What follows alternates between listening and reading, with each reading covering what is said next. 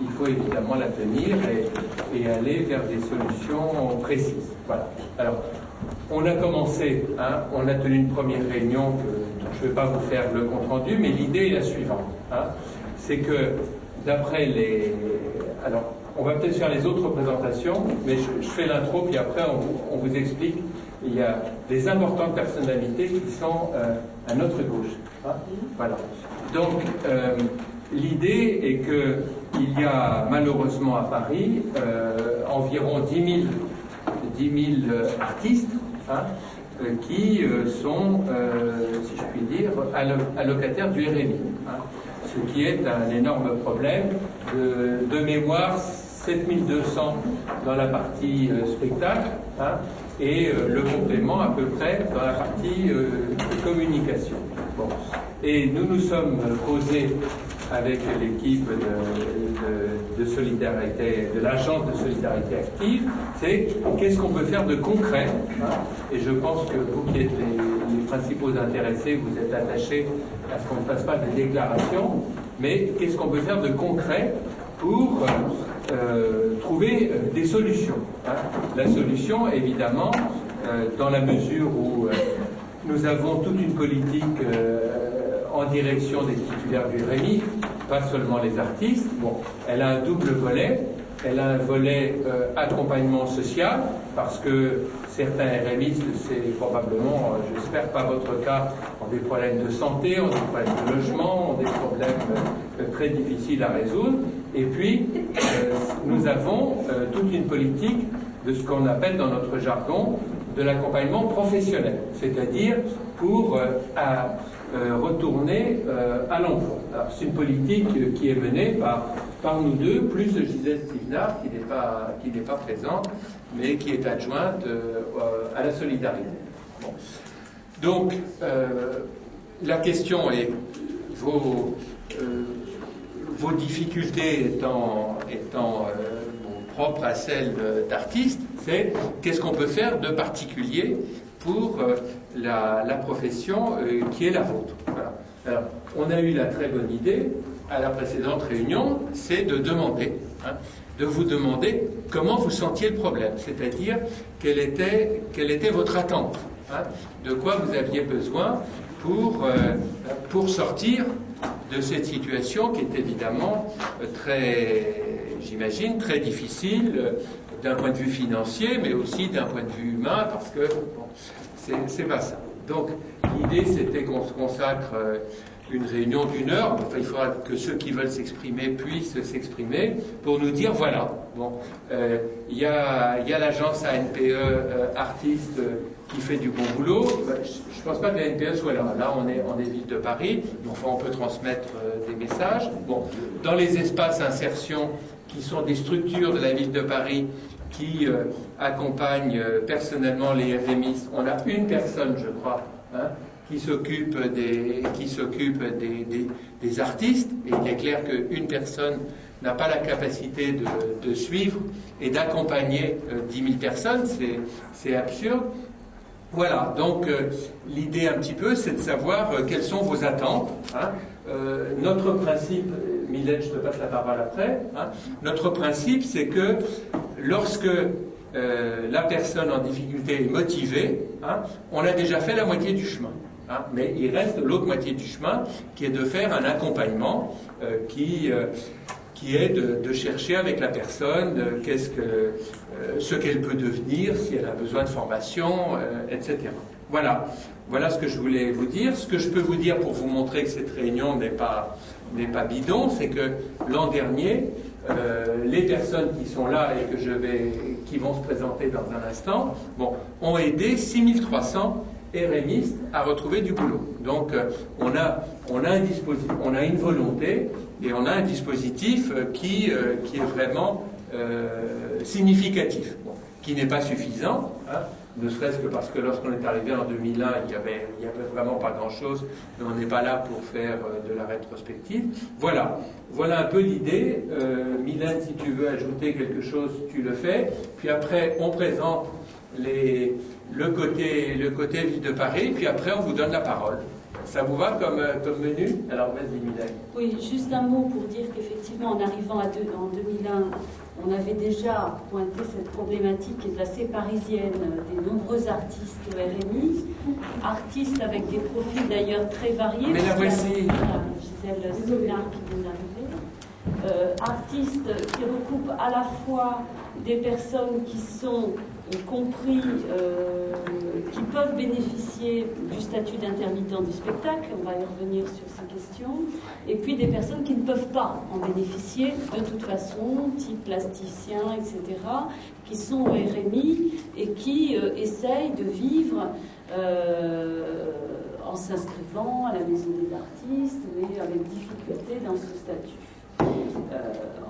Alors, l'actualité, et ce qui fait qu'on a essayé d'approfondir un peu les différentes pistes avec les services qui sont présents aujourd'hui, c'est effectivement la révision du protocole sur les intermittents du spectacle et le fait qu'on a vu arriver ces derniers mois, alors d'une façon assez significative, nombre de personnes qui travaillaient sur le secteur et qui, avec de nouvelles conditions, ne peuvent plus bénéficier de ce statut d'intermittent et basculent au RMI.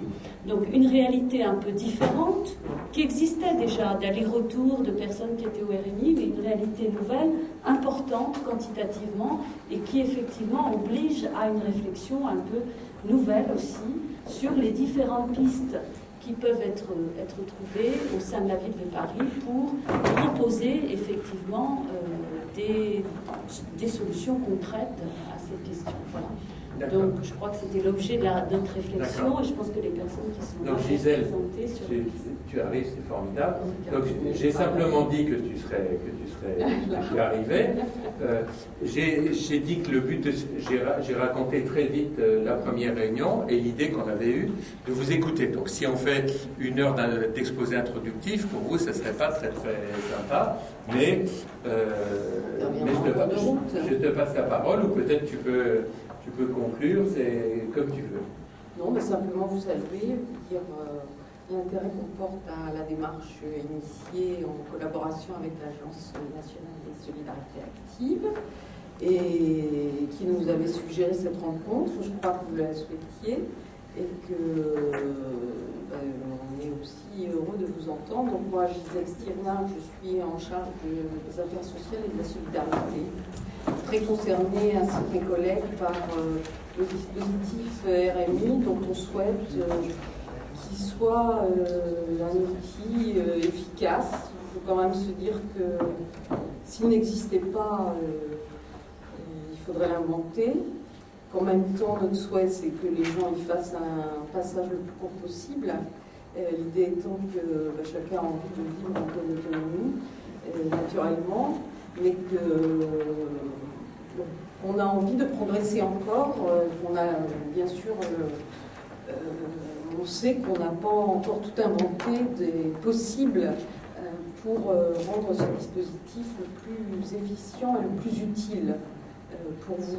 Ok, donc merci. Alors, rapidement présentation, vous dites juste ce que vous faites. Alors, Delphine Elvio, cabinet Bertrand Delanoë. Qui s'occupe notamment de la lutte contre l'exclusion. Benjamin Poiret, au cabinet de Louis. Florent Guillaume, cabinet de Gisèle, actrice urbaine, je suis directrice développement économique et d'emploi. Voilà, donc ça c'est une direction qui gère notamment les contrats aidés. Voilà. Geneviève André, sous-directrice de l'emploi à la direction du développement économique et de l'emploi. Hélène Franck, directrice des affaires. Responsable des ressources humaines de la direction du GF. Voilà. Anne Bureau, cabinet de Christophe Girard, adjoint à la culture. Marine Rollo, solidarité active.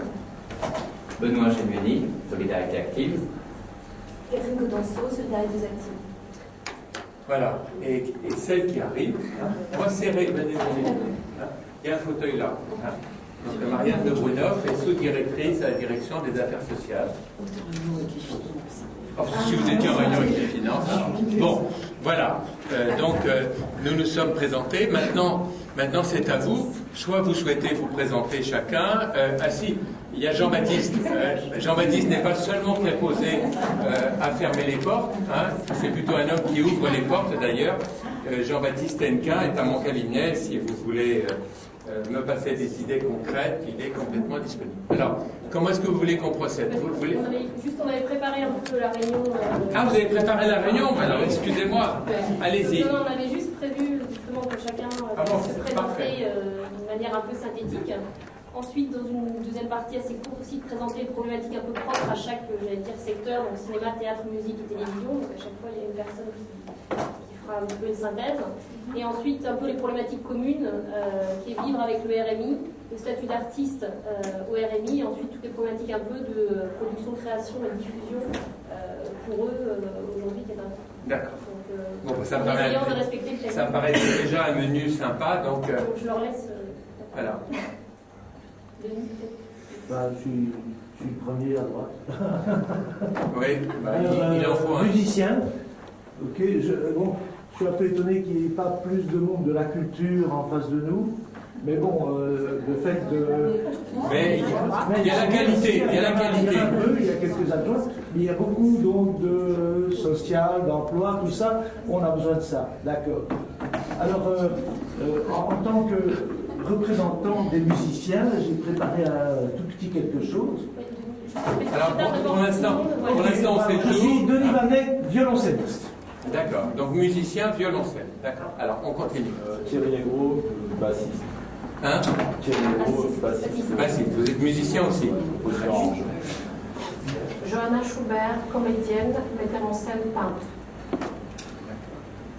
Jean-Luc Grimard, technicien de l'audiovisuel, opérateur son essentiellement. Michael Emilioun, réalisateur télévision. Malika Asghal, réalisatrice TV. Mauricio Montesinos, réalisateur audiovisuel. Marcus Roger, réalisateur en dessin animé, professeur d'animation à la LAC de Paris, à l'association de développement d'activités culturelles, et érébiste depuis 2 ans et demi. C'est bien si vous pouvez préciser pour donner aussi une petite idée. Pardon? Je pense que c'était bien si vous pouviez préciser depuis combien de temps vous êtes dans le dispositif RMI. Alors on va refaire le tour. Alors on continue, allez-y madame. Aline Dusson, chef monteuse de cinéma et de télévision, RMiste depuis le mois d'août dernier, mère d'un enfant que j'élève seul depuis toujours. Stéphane Arnaud, metteur en scène, réalisateur pour le cinéma, au RMI depuis le mois de septembre, après 10 ans d'intermittence. Baptiste Caro, réalisateur pour le cinéma et chef d'entreprise depuis peu et au RMI depuis plusieurs années. Et vous? Olivier Simon, Il faut vous filmer vous-même, vous savez. Voilà. Je te remercie. Olivier Simon, comédien, bénéficiaire du RMI depuis 11 ans, c'est-à-dire depuis mes 25 ans. Très bien. Alors, peut-être on repasse vite pour savoir de votre, si je puis dire, depuis combien de temps vous percevez le RMI? Monsieur le violoncelliste. Monsieur le violoncelliste, compositeur et compagnie, ça fait 2 ans et demi. D'accord. Ok. Il manque, hélas, un de nos camarades musiciens. On est déjà pas mal. Hein. Bon. D'accord. Alors, monsieur le bassiste. Moi, je réalise depuis le mois de juin, et puis intermittent depuis 10-11 ans. D'accord. RMiste au dispositif RMI depuis 1 an et 3 mois, quitte à revenir à perdre le RMI parce que j'ai travaillé entre temps mais pas assez pour le récupérer. D'accord. Je ne suis pas sûr d'avoir bien entendu ce que j'ai à dire en quelque sorte. Pour un spécialiste du son, c'est difficile. Oui, alors bon, le bon résumé serait en contrat sécurisé jusqu'à la fin des années 80, en intermittence dans les années 90-2000, et puis depuis 2000, un coup intermittent, un coup RMiste. D'accord. Sur le dispositif RMI depuis 3 ans, exactement. Mais je précise que ça fait 7 ans sur la France. D'accord.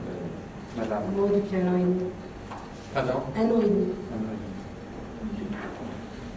Je ne suis pas en RMI, en revanche, je suis dans un statut de précarité dû à mon activité d'artiste.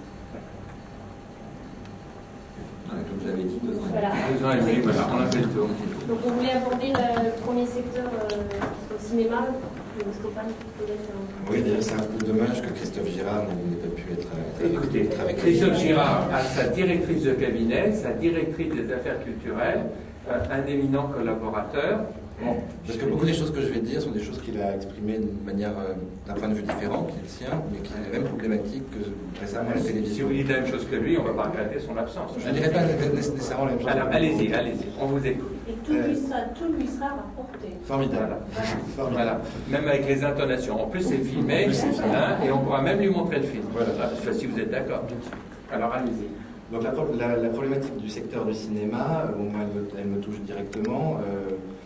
En fait, la question qui se pose, c'est où on en est aujourd'hui par rapport à l'idée de l'intermittence. Quand on a créé l'intermittence en 1936, c'était précisément pour les techniciens du cinéma. Quand on l'a généralisé à la fin des années 60, on l'a généralisé pour soutenir des pratiques culturelles et des démarches artistiques, de manière à avoir une exception culturelle. Enfin, vous savez tout ça, c'est l'intérêt de l'intermittence, je ne vais pas revenir là-dessus. Ce qu'on a fait de l'intermittence aujourd'hui change la donne.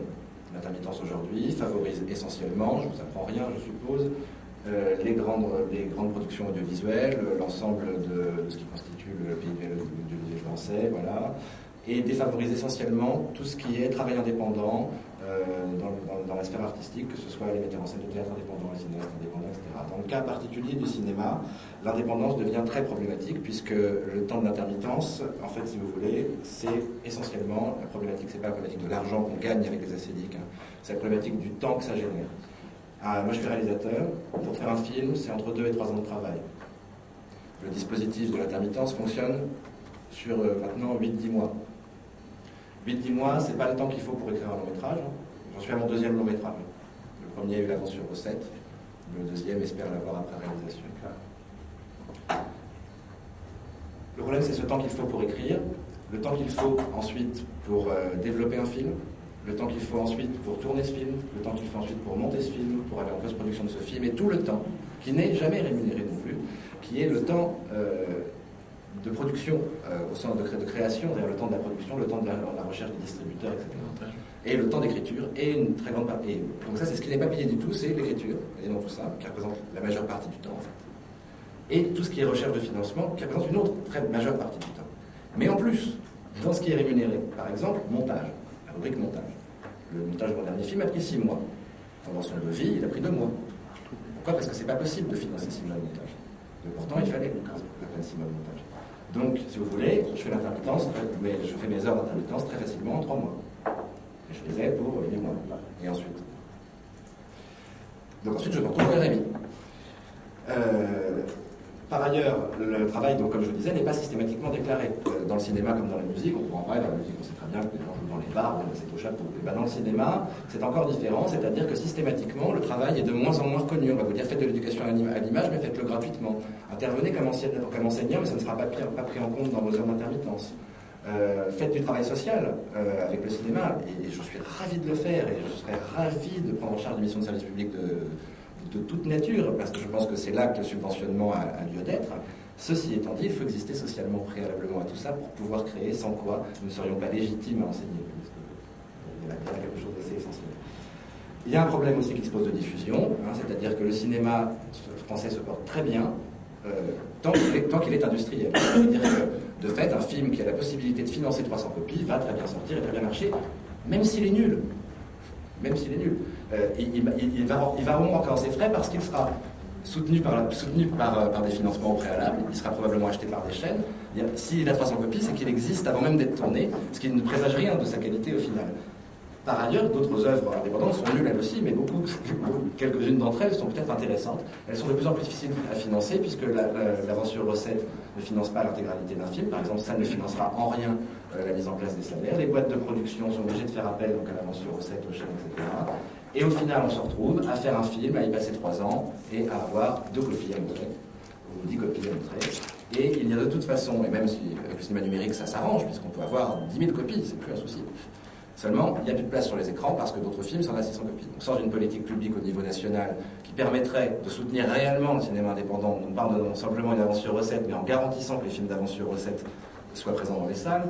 Tant qu'on n'en est pas là, le cinéma, en fait, indépendant, se porte très mal. Et les gens qui s'y portent le plus mal, c'est les gens qui y travaillent, qui sont dans une situation terrible. Ceci étant dit, vous allez voir que dans les projets qu'on va proposer, il y a des solutions pour utiliser les compétences de ces gens-là, pour les mettre réellement à profit, sans handicaper l'activité de création. C'est tout ce qui est essentiel dans nos questions. En gros, j'avais prévu de vous dire vite fait pour conclure une journée type. Comme ça, j'ai avancé sur ce que je devais dire. Si vous nous disiez les solutions que vous avez proposées, on va y venir dans une deuxième partie. C'est la deuxième partie. D'accord. Ça vient ensuite. Oui. D'accord. En gros, ma journée type, ça consiste à passer une demi-journée à faire du travail de production, de la recherche de financement ou à écrire. Tout ça doit tenir dans une demi-journée. L'autre demi-journée, c'est soit du travail de montage, soit du travail de post-production selon l'état d'avancement du film. Le soir, il faut encore écrire, terminer le travail de fait l'après-midi, etc. Il y a parfois des journées qui atteignent 16-20 heures par jour. Je suis au RMI, j'ai jamais autant travaillé de ma vie. Je vous jure, c'est incroyable. Parce que le temps que ça a libéré, évidemment, je le mets à profit pour terminer le projet sur lequel je suis. Mais en gros, pourquoi est-ce que je suis au RMI? C'est très facile. J'ai engagé de l'argent dans un film, ce qui est normal, puisque personne ne l'attendait, ce film. J'ai mis en place la production, etc. Ça prend un certain nombre de temps et je sors évidemment du dispositif de l'intermittence puisque l'argent n'est pas suffisant pour payer les salaires de ce film. Je me retrouve dans le dispositif RMI qui ne paye que mon loyer, donc je suis obligé de faire un certain nombre de choses pour pouvoir vivre et manger et créer. Ça arrive vraiment en dernier, quoi. Donc la seule solution, c'est d'avoir des emplois du temps de ministre. Donc voilà. C'est-à-dire qu'il y a des gens au RMI qui ont des emplois du temps assez comparables à celui d'un ministre au niveau, en tout cas, du temps passé.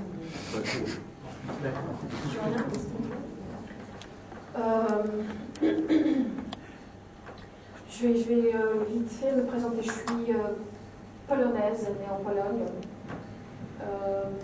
Je suis arrivée en France, à Paris, juste avant la chute de mur de Berlin. J'ai obtenu l'asile politique. J'ai été acceptée, j'ai reçu une bourse d'État, donc j'ai fait une école de théâtre ici en 1 an.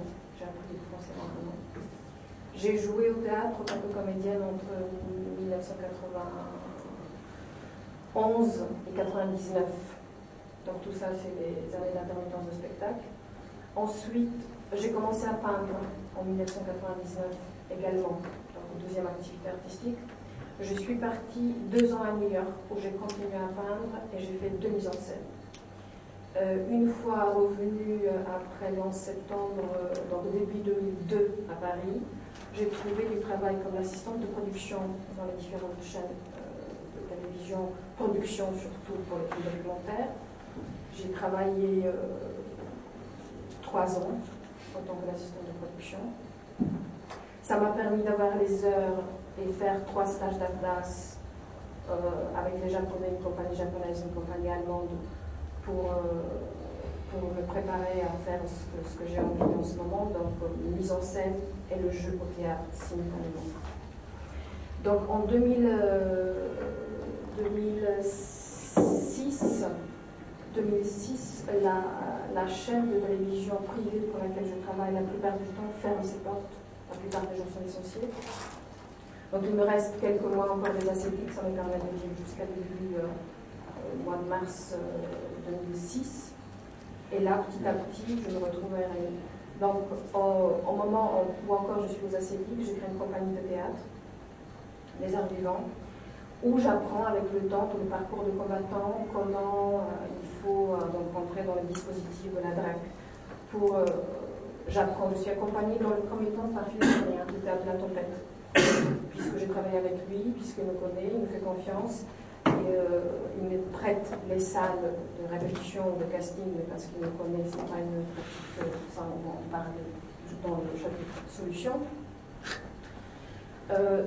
Donc je prépare le premier projet qui est un grand projet de théâtre.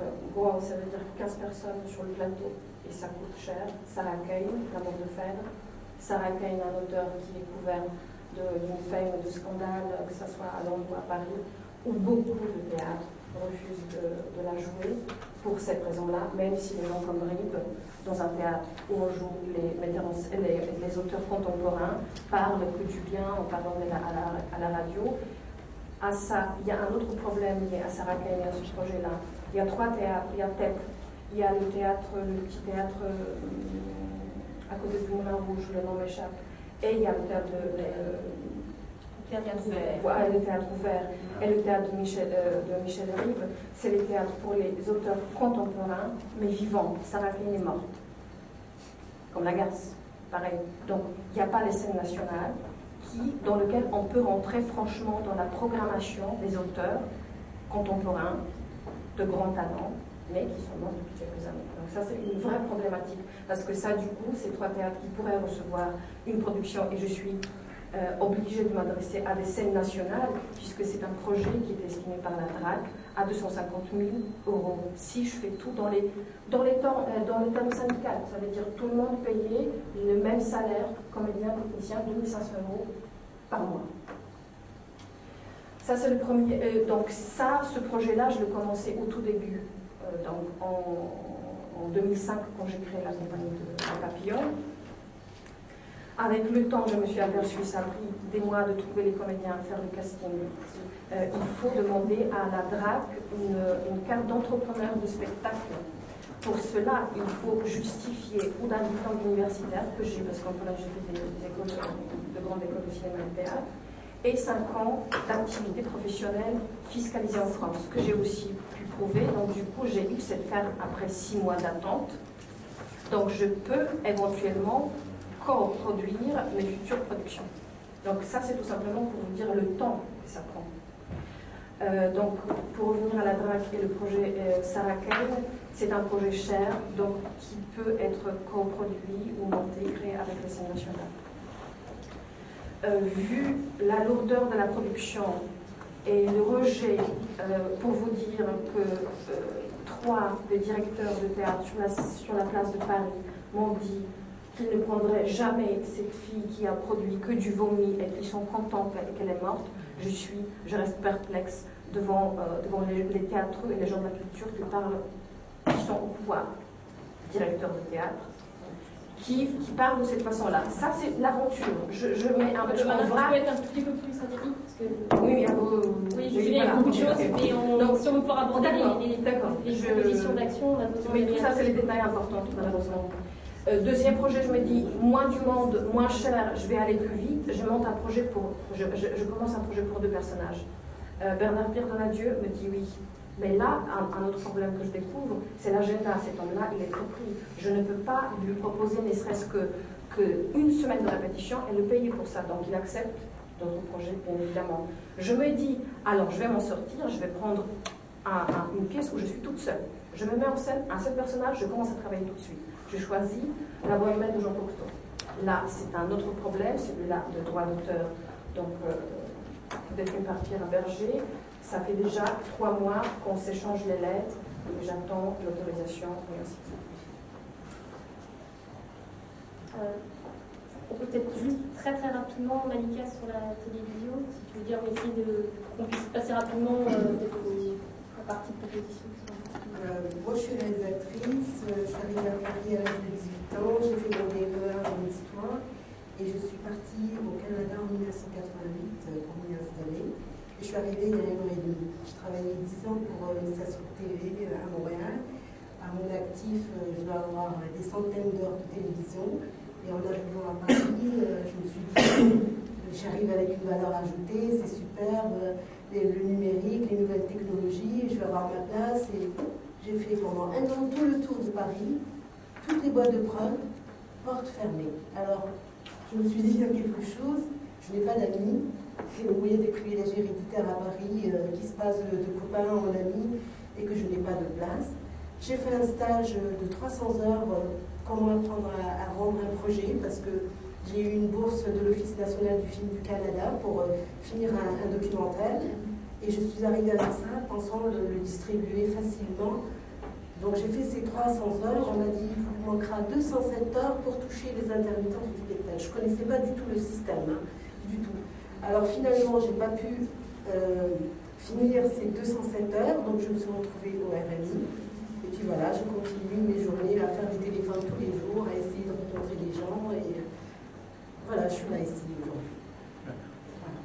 Denis, 2-3 mots sur la musique? Bon, 2-3 mots, j'aimerais bien pouvoir m'exprimer. Je ne vais pas faire mon CV. J'ai préparé autre chose plutôt qu'un CV. mon CV, je peux toujours donner à ceux qui veulent. Ah, je suis une star. Alors, il y a un premier paragraphe que j'appelle l'urgence. C'est mise à disposition des musiciens des kiosques à musique des squares de Paris et compagnie, qui sont vides la plupart du temps, qui possèdent une armoire électrique. La plupart des musiciens RMistes sont en général des musiciens qualifiés, donc pas des très jeunes et tout ça qui sont dans le milieu dans la musique depuis pas très longtemps. Je parle de gens qui ont des capacités. Donc entre les musiciens et les techniciens, on pourrait très bien monter des spectacles tous les week-ends, tous les mercredis et même tous les jours dans les squares de Paris pendant tout l'été. Là, je parle d'urgence, c'est-à-dire que c'est possible maintenant qu'il fait beau. Hein, on met un agent de police avec, histoire que bon, ça c'est une chose. La deuxième chose, les services publics, hôpitaux, prisons, maisons d'arrêt, écoles primaires, collèges, la poste, la SNCF, la RATP, la rue. Donc la possibilité peut-être de la part des municipalités et tout ça, d'avoir des badges ou quelque chose de ce genre pour pouvoir s'exprimer dans ces environnements. Déjà la rue, ça serait pas mal, qu'on ne se fasse pas taper dessus trop facilement. En ce qui concerne la SNCF et la RATP, je sais qu'il y a des possibilités assez difficiles. Il faut faire des marches. Bon, ok.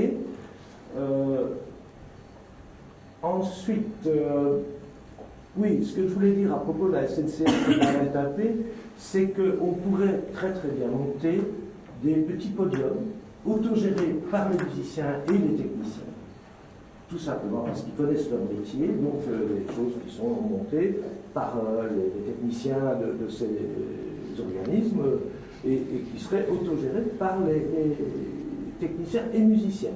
Ça ne pose aucun problème. Et chaque fois, on met, par exemple, un gardien de la paix près d'eux, histoire qu'il n'y ait pas trop de problème. Bon, deuxième problème. Alors le troisième, ce sont tous les locaux inoccupés de Paris et d'Île-de-France, les anciennes, les collèges, les écoles, les machins, et je ne parle pas des caves où on met en général des musiciens qui travaillent.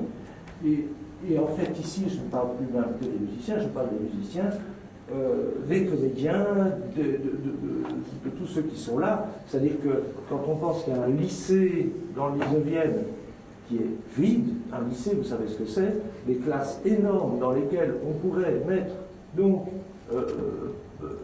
des gens qui travaillent, qui pourraient eux-mêmes faire le travail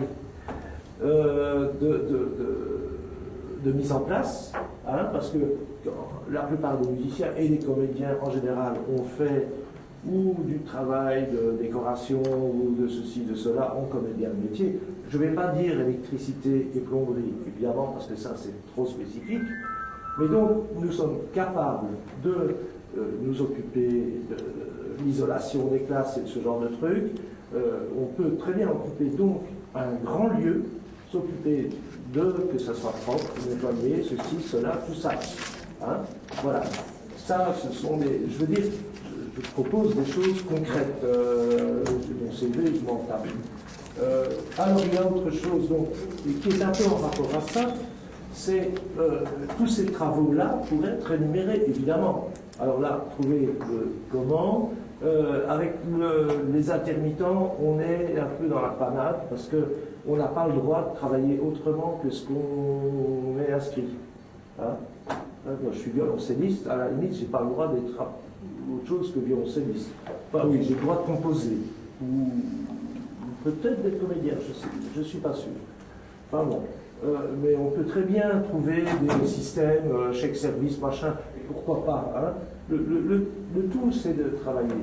Quand je parle aussi de ces lieux, et là je reviens au deuxième paragraphe, nous sommes capables aussi de formation, c'est-à-dire quand je parlais des collèges et des écoles primaires, on peut aussi donner des cours faire des animations et tout ça. La plupart des RMistes artistes sont, en général, ont beaucoup d'expérience. Hein? On n'est pas... on a de l'expérience, donc on est capable de donner. Enfin, de se faire payer, excusez-moi. Alors, il y a un aspect aussi très très important, et là je m'adresse à vous particulièrement, c'est que quand un musicien travaille pour l'État ou pour les municipalités, en général on est payé au noir ou avec une espèce de reçu. Ah oui, oui, oui, vous faites une drôle de tête, mais je vous assure que c'est comme ça, et qu'on a énormément de mal à être simplement déclaré de façon normale pour notre travail. Et ça date pas d'hier. J'ai fait des travaux pour l'État où on m'a payé en liquide, merci beaucoup, tout allait très bien. J'ai eu un problème avec la municipalité de Lens-le-Noisiel, ou je sais pas, un truc comme ça. Ça a pris 1 an et demi pour que j'ai de quoi, parce que j'avais déclaré ça comme un coup. Donc j'ai eu des problèmes avec les acédiques, et j'ai mis 1 an et demi pour avoir les papiers de la municipalité, disant que j'avais bien effectué ce travail, et qu'ils n'avaient pas payé les charges. Bon, et c'est courant, je suis désolé, je veux dire ça, c'est très courant. Alors, bon, autre chose, ça, d'autres en ont parlé, lui particulièrement, c'est notre travail quotidien.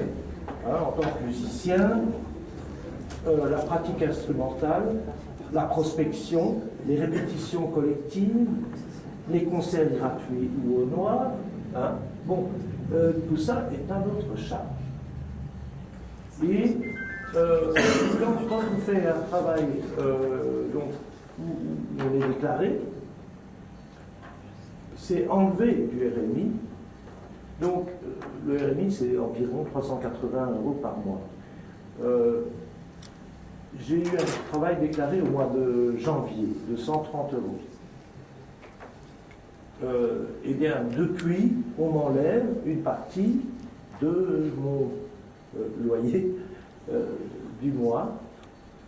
Je trouve ça assez invraisemblable, en ce sens que je me disais que j'aurais pu peut-être m'acheter une paire de chaussures, par exemple. Donc c'est impossible. On ne peut pas se payer une paire de chaussures en touchant 380 € par mois et qu'on vous enlève ce que vous touchez une fois sur 3 mois. Une fois sur 3 mois, 130 €. Alors, autre chose, alors là, ça me concerne aussi, c'est le travail effectué ces derniers mois pour en arriver à cette réunion. On a beaucoup bossé, on a beaucoup travaillé, comme beaucoup de commissions, d'audits sénatoriales, ceci et cela, qui sont en général extrêmement bien rémunérés, que je sache. Nous, on est là aujourd'hui, on a été là à toutes les réunions, ou presque toutes. On a bossé, on a écrit, on a réfléchi, on s'est réunis, il m'a offert un dîner dimanche, et voilà. Donc, on pourrait peut-être voir que quand les rémistes travaillent de la même façon que travaillent les politiques, si j'ose dire, les élus, on a peut-être droit à quelque chose aussi, vu qu'on contribue à un travail important pour la communauté entière. Voilà. Chaque travail mérite salaire. Merci. Moi, j'aimerais ajouter aussi quelque chose, déjà pour essayer de généraliser aussi un peu le... je me suis aperçu que parmi tous les gens que j'ai côtoyés qui sont au RMI, qui sont artistes au RMI, la plupart du temps, ce sont des gens qui sont, comme l'a dit aussi Denis, ce sont des gens qualifiés dans leur domaine d'activité, qui essayent de vivre, en fait, ils essayent de trouver d'arriver à vivre de leur art, en fait, donc que ce soit des écrivains, des plasticiens, des musiciens, des cinéastes. Je me suis même imaginé qu'est-ce que serait ce monde-là sans culture, si on ne veut pas soutenir, avoir une vraie politique culturelle, de soutenir les artistes. On a abouti à quelque chose de plus, on va dire, normalisé. Voilà. Donc c'est aussi ceux qui sont en dessous qui font un peu bouger les choses. Mais de quoi on a besoin en fait? La plupart des artistes, on a besoin de soutien, que ce soit un soutien à la fois moral, mais aussi financier à nos projets, d'accompagnement. Donc, par exemple, quand on produit un film ou un documentaire, généralement, on s'adresse à des sociétés de production, mais de plus en plus de jeunes, par exemple, décident de fonder des associations pour produire leurs courts-métrages. Parce qu'il faut savoir que le CNC, pour avoir des aides au court-métrage, il faut avoir une société de production avec un capital minimum de 7 500 €, et pour le long, de 45 000 €. Nombre d'aides sont aussi réservées, par exemple, aux gens qui ont moins de 6 ans ou moins de 30 ans. Donc, moi, je trouve que ça serait bien qu'il y ait des aides orientées artistes pour des projets donc artistiques, avec dossiers, etc., et candidatures, et où on puisse avoir, que ce soit de la mairie, du département, ou même à un niveau national, qu'on puisse avoir des soutiens. Par exemple, le projet de Johanna, qui est un projet de théâtre, mais il y a aussi beaucoup d'autres projets, des projets de musique, de réalisation aussi, et télévisuel, audiovisuel, pour qu'on puisse se sentir aussi soutenu. Voilà. Je voudrais rajouter juste un petit mot. Ayant donc traversé les productions de la télévision, il me semble qu'avec le temps qui passe, la mode de mécénat fait oublier le devoir de l'État. Et si on se dirige de plus en plus vers le mécénat à France Télévisions pour accepter certains projets de documentaires sur l'Afghanistan, sur le ETA et ainsi de suite, on voit d'abord aller chercher les mécènes. Les mécènes, il y en aura plein, parce qu'il y a la défiscalisation derrière. Mais l'État doit soutenir, doit ne pas oublier le devoir de soutenir, surtout ce que vous appelez les ermistes artistes. Parce que comment on s'en sort? C'est très important, c'est l'essentiel. Même Staline n'a pas fait ça à l'époque où il a fait le carnage dans son pays. Les Balagianov et Tarkovsky n'auraient pas existé si l'État n'avait pas produit ces films. Ici, malheureusement, on n'est pas l'État. Et on a tous voté aux élections. Donc, comme citoyen, on a un sentiment sur ce point. Ici, on est la ville et le département de Paris. Ça ne veut pas dire qu'on peut. Non. C'est vous qui faites. Si vous voulez donner encore la parole, après on discute. Je peux poser une question? Mais tout ce que vous voulez. Après, nous, on va essayer de vous répondre. Ce serait dommage d'éluder, si vous voulez, parce que là, on s'est beaucoup étendu dans le constat. Si vous avez d'autres propositions, l'idée des kiosques à musique, ça me paraît très bien. Ça n'a pas seulement consisté à parler du constat. Voilà. En fait, si vous voulez, je vais essayer de résumer de manière beaucoup rapide.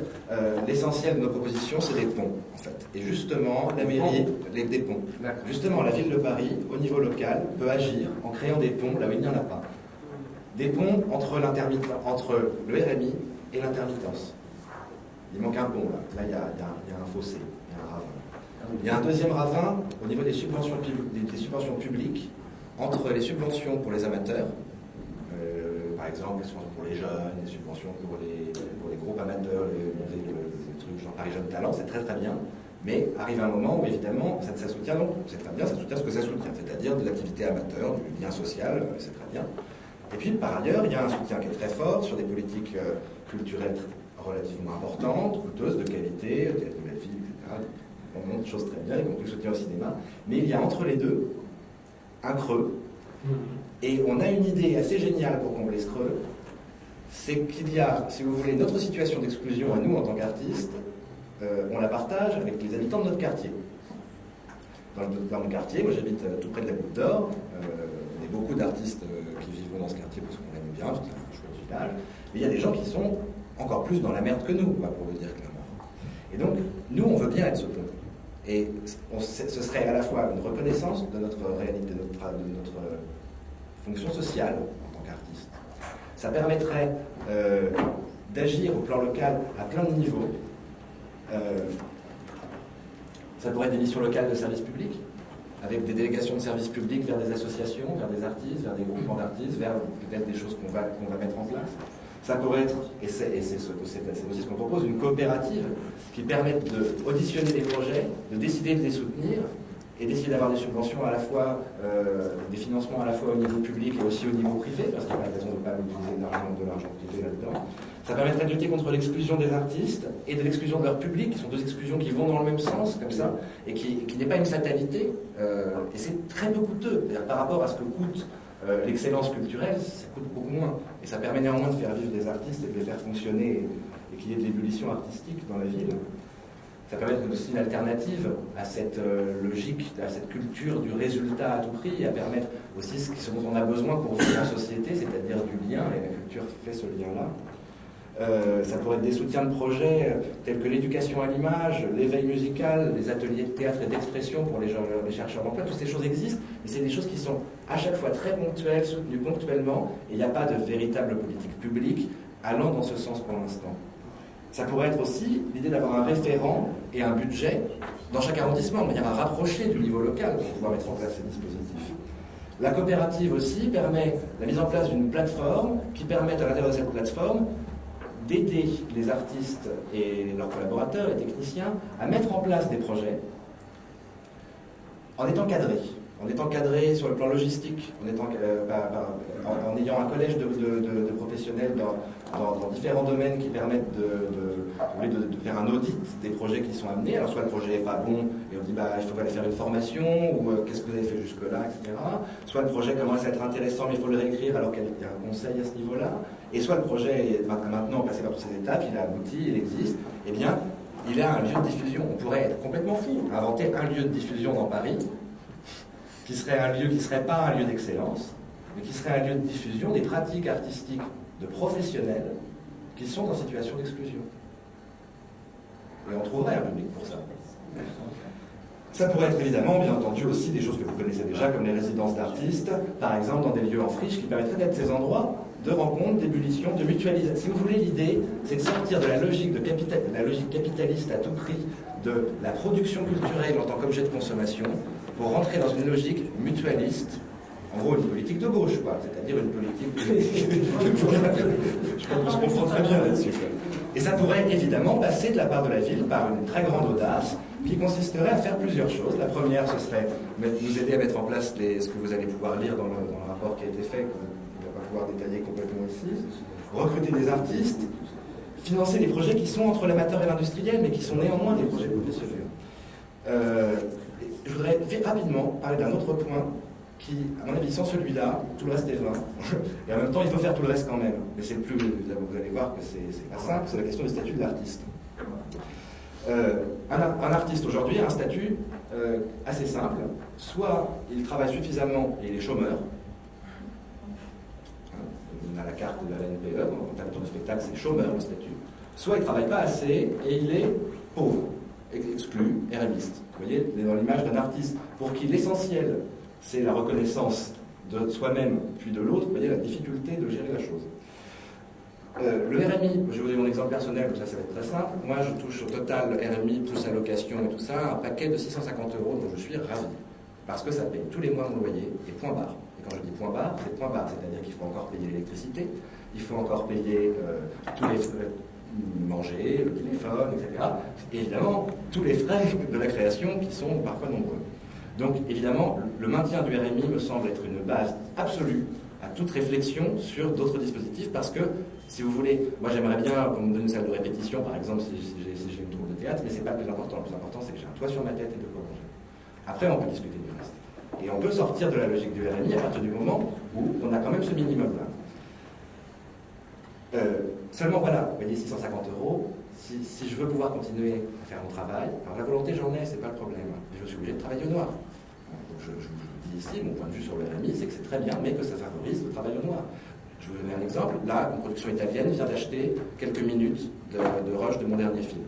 Ça ne représente pas beaucoup d'argent, c'est 1 500 € pour 3 minutes de film. Ces 1 500 €, je ne vais pas les déclarer. Si je les déclare, qu'est-ce qui m'arrive? Je perds le RMI pendant 6 mois. Et je me retrouve à finalement avoir la même somme d'argent au bout, alors que cet argent, c'est de l'argent de droit d'auteur, si vous voulez, que j'ai tout intérêt à réinvestir dans mon travail artistique, Et pour moi, le RMI, je le vis vraiment comme le truc qui me permet d'avoir un toit sur la tête. Et c'est encore pire quand c'est des cachets, parce que si j'ai des cachets qui tombent, je les refuse aussi. Tant que si on pile passe 43 tout de suite, je les refuse. Donc la solution, elle me paraît très simple.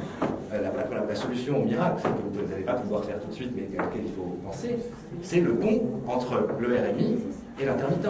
On maintient le RMI jusqu'au 43e cachet, jusqu'à la 507e heure. Et là, vous n'avez plus de personnes en situation d'exclusion, à condition évidemment que la logique de RMI ne soit plus la même logique. Vous êtes obligé du coup de dire un statut d'artiste. Parce que c'est plus un revenu minimum d'insertion, c'est un revenu minimum de vie.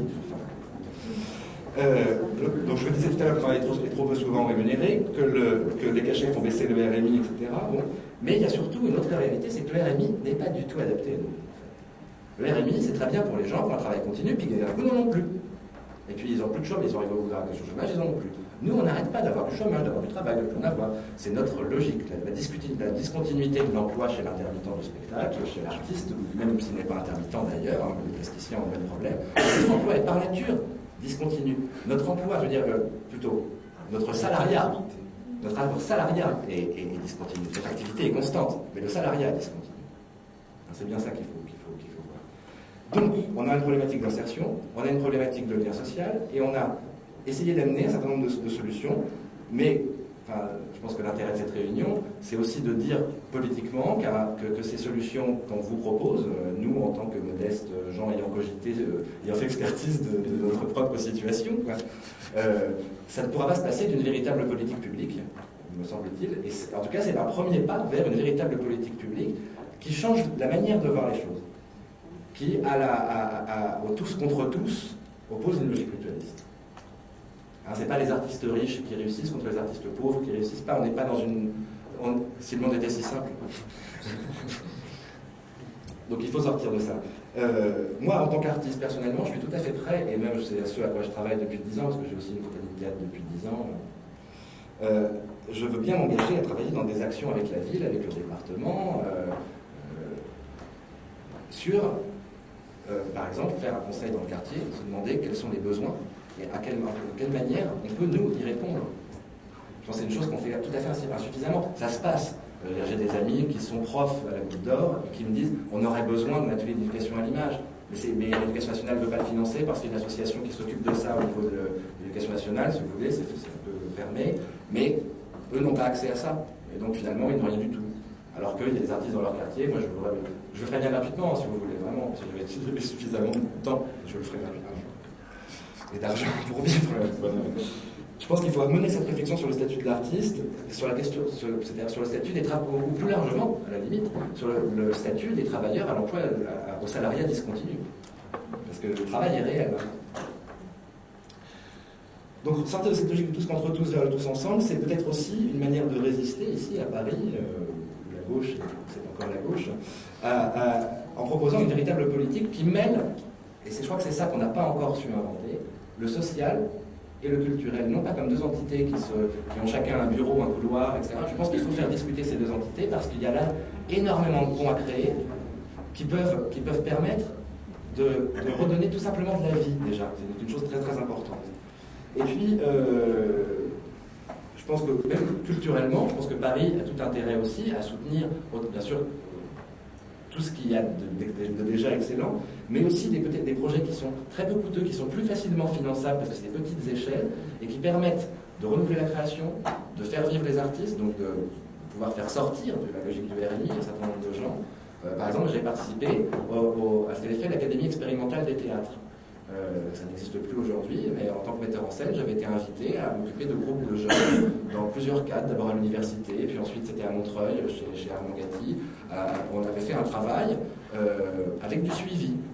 Ça n'avait pas coûté grand-chose, je crois que moi j'avais coûté 15 000 € en tout sur l'année, ce qui est bien, mais c'est pas extrêmement coûteux, et ça a touché à peu près 50 personnes, sans parler des publics qu'il y a eu derrière. Ça a permis de faire de l'animation au quartier, ça a permis de mettre un certain nombre de gens au travail, de faire travailler des prestataires autour, bref, ça crée de l'activité économique, il faut bien le dire.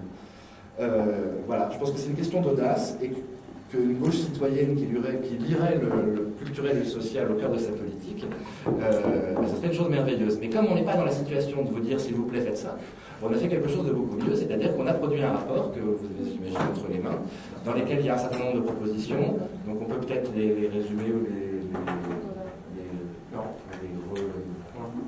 reficeler. On n'a pas eu le rapport encore. Hein. Ah. Il est où le rapport? Ah, le rapport de Nice.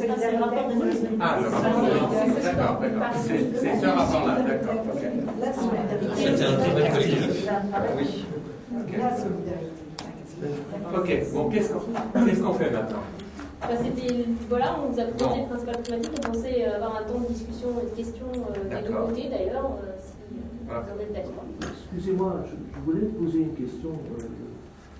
Oui, mais si vous empilez les questions, il n'y aura pas de réponse. C'est une question très simple, parce que ce qu'il dit est très bien, je suis tout à fait d'accord. Il y a juste une question pour laquelle je ne suis pas d'accord, malgré que je sois, comme on dit, de gauche, c'est que, à mon avis, vous les élus, vous n'êtes pas tous de gauche, je ne sais pas. Et la question n'est pas là. La question n'est pas là. Et en fait, la question est, et je voulais savoir, c'est quelles sont vos possibilités à vous face à nous par rapport à tout ce que l'on dit. Est-ce que vous avez un réel pouvoir de faire bouger les choses, vu que, si j'ai bien compris, le problème du RMI est régional, municipal et régional, donc ne fait pas partie des législatives. Je me trompe? Il y a des textes nationaux, oui, qui régissent le... Oui, par rapport, par exemple, La question c'est quelle est la marge de manœuvre? Voilà, la marge de manœuvre. Vous posez une question très claire, on va essayer d'y répondre. Hein. Voilà. C'est-à-dire, qu'est-ce qu'on peut faire hein. Parce que c'est bien d'avoir des idées. Moi, ce que vous souhaitez, c'est qu'il y ait du concret. Alors, qui est-ce qui a envie de commencer? Moi, je veux bien commencer dans la mesure où je suis ni social ni culturel. Donc, je suis le type incompétent dans le dialogue que vous voulez faire. Mais les sous, c'est bien aussi. Les sous, c'est bien aussi. Bon. Premièrement, hein, je constate que vous êtes des gens suroccupés et sous-payés. Hein. Donc, on n'est pas du tout dans une problématique classique de RMI, qui est de faire passer des personnes de l'inactivité à l'emploi. Vous avez des grosses journées. Hein. Donc vous travaillez beaucoup. Le problème, c'est que vous n'êtes pas rémunéré, au moins officiellement, pour le travail que vous faites. Voilà. Bon. Quelques points d'information sur ce que l'on peut faire. Alors, le RMI, nous dépensons, il faut quand même parler sous, hein, on dépense grosso modo, on rémunère 58 000 RMistes. Au total, c'était combien de centaines de millions d'euros? 290 millions. Donc, on paye, ça c'est le département. Paris, c'est une ville et un département. Donc, on paye, pardon? Par an. On fait ce qu'on peut. Non, mais vous avez raison de poser la question. Donc ça, c'est une dépense, si je puis dire, qui est une dépense obligatoire, hein, qui nous a été transférée par la loi. Bon, alors, on a des discussions sur l'argent, mais on ne va pas en parler avec vous. Donc on dépense 290 millions d'euros pour assurer un revenu minimum à 58 000 RMistes parisiens, dont vous constituez une partie tout à fait importante. Bon, ça, c'est la partie obligatoire. Bon. La partie facultative, à l'intérieur du monde du RMI, c'est ce que l'on appelle le plan départemental d'insertion. Alors, le plan départemental d'insertion, il a pour but, mais là, mes collègues en parleraient beaucoup mieux que moi, bon, c'est ce que j'ai dit au début, bon, de remettre les RMistes sur pied. Moi, j'ai l'impression que vous êtes bien de ce côté-là, vous n'en avez pas du tout besoin, bon, et de leur faciliter l'accès à un métier. Et là encore, le métier, vous l'avez. Bon, donc, dans le plan départemental d'insertion, il faudrait qu'on creuse. Là, on dépense entre 10 et 12 millions d'euros. Non, laissez-moi. Voilà. On dépense en tout 55 millions d'euros, mais dans les 55 millions d'euros, les seuls qui peuvent vous intéresser, éventuellement, ce sont les 10 à 12 millions d'euros qu'on dépense pour faire ce que l'on appelle dans notre jargon de l'insertion professionnelle. Et j'ai vraiment l'impression que ce que l'on dépense n'est pas du tout adapté à ce que vous demandez. Donc là, alors je ne dis pas qu'on peut redistribuer tout ça, mais il y a quand même une marge financière. Bon, première remarque. Deuxième remarque, vous avez beaucoup insisté, mais là je préférerais que ce soit la directrice de cabinet, Christophe Girard ou Mme Font qui répondent. Bon, moi, adjoint aux finances, je suis soumis à une courtoise pression pour développer la culture de proximité. Hein. Et on a rajouté des sommes qui ne sont pas considérables. J'ai des souvenirs de l'ordre de 250 000 euros pour faire de la culture de quartier. Bon, alors, peut-être que cette somme est insuffisante. Je ne sais pas du tout ce qu'on en a fait, mais là, Mme Font pourra évidemment répondre arrondissement par arrondissement. Et les maires d'arrondissement ont des budgets d'animation locale qui leur permettent mais ça fait pas, c'est pas assez pour vous, mais je veux dire qu'il y a là, si je puis dire, un embryon de budget dont vous n'étiez pas informé et sur lequel peut-être on pourrait davantage tirer. Alors, ce que j'ajoute, moi l'idée de vous laisser jouer dans les kiosques, alors là notre collègue qui chargeait les espaces verts n'est pas là, il va peut-être grogner, mais je trouve que l'idée de jouer dans les kiosques ne me paraît pas du tout stupide et en tout cas pas très coûteuse pour la ville, et à la limite on pourrait vous payer. Je veux dire, vous voyez, je me laisse emporter là. Hein. On pourrait vous payer pour jouer dans les kiosques. Je pense que la population serait enchantée. Hein. Dans le projet dont je parlais, je proposais même de passer le chapeau. Passer le chapeau. Bon, ok. Mais mais je veux dire, on peut considérer que ça fait partie de la culture de proximité. Voilà. Donc, alors, on a des grands projets culturels qui, à mon avis, devraient être davantage ouverts à vous-même. On est en train de 104 rue d'Aubervilliers. On aménage combien de mètres carrés, Madame Font? 26 000 mètres carrés. Bon, 26 000 mètres carrés qui vont être... c'est un projet phare culturel dans lequel, à mon avis, peut-être on peut mettre des projets, si je puis dire, à taille humaine. Bon, mais là-dessus, je ne suis pas compétent, je préfère que ce soit la directrice de cabinet Christophe Girard qui en parle. Moi, en tant que responsable de l'emploi, vous avez fait allusion aux coopératives. Bon, on a soutenu dans le 18e, je ne sais pas si c'est à elle que vous faisiez allusion, une coopérative d'activité et d'emploi. C'est une sorte ce sont des individus qui se mettent en pool. On soutient ça financièrement. Patrice Vermeulen pourra en parler. Et je pense que c'est une bonne façon pour concilier l'indépendance, l'autonomie de chacun et un minimum d'organisation. Bon, alors, Clara, on vient de financer ça, quoi? C'était au mois de mai, c'est ça? Bon, au mois de mai. Si ça marche bien, on peut en faire plus. Bon. Je termine en disant que le drame que vous posez, c'est le travail au noir. Parce que vous êtes contraint au travail au noir. Et ça dépend pas de la ville de Paris, ça dépend pas du département de Paris. Vous êtes piégé dans le travail au noir, ce qui est moralement inconfortable, vous assure pas des droits à la retraite et assurance maladie géniaux, et en plus fait que vous êtes exploité. Il faut dire les choses clairement. Mais ça, à mon avis, on peut pas faire grand-chose au niveau de Paris. Il y a une nouvelle ministre de la Culture, il faudra la simuler là-dessus. Voilà, donc je me suis exprimé le premier, mais alors maintenant, place à la culture et place au social. Qui est-ce qui a envie de parler pour la culture? Je ne sais pas, Madame Perrault. Je peux bien me lancer. Alors lancez-vous, non, mais voyez le... J'ai une question tout de suite. Quelles seront les conditions pour être accepté dans les mini ou maxi projets, dans les 25 000 mètres carrés de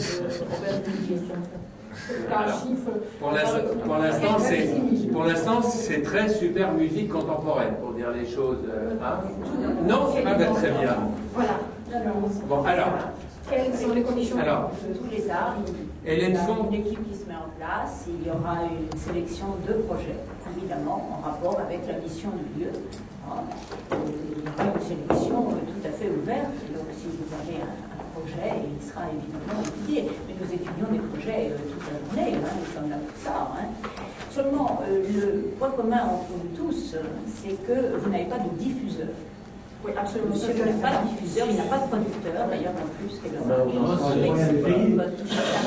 Attendez, on s'écoute, sinon, moi je suis obligé de partir à 7 heures et il faudrait, vous avez parlé, maintenant c'est Hélène. Allez, vous êtes la seule à avoir la parole. Le point commun, sauf si on s'imagine que l'impôt peut tout financer, ce qui n'est naturellement pas le cas, c'est qu'il y a un moment où il faut quand même que l'offre trouve la demande. Alors ça paraît un peu commercial comme ça, mais enfin je crois qu'il faut quand même regarder les choses en face.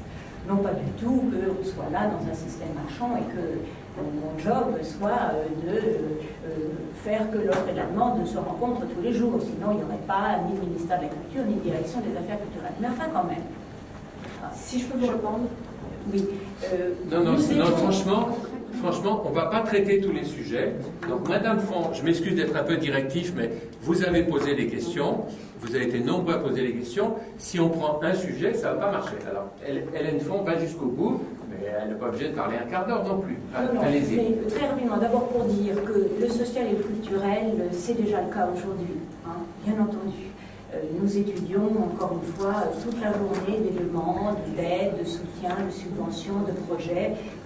Et bien entendu que nous regardons non seulement la valeur artistique et culturelle du projet, mais aussi son impact local, donc social. Voilà, ça c'est évidemment une des missions que le maire de Paris nous a données, et nous travaillons tous ensemble et nous aidons de mon côté. Avec la politique de la ville et avec la politique sociale, nous devons aider à peu près 350 associations tous les ans qui travaillent sur le terrain avec des gens de talent comme vous, qui ont des projets et qui ont, à un moment ou à un autre, ce que j'appelle une diffusion. Il y a des gens en face qui un jour sont intéressés par ce qu'ils font.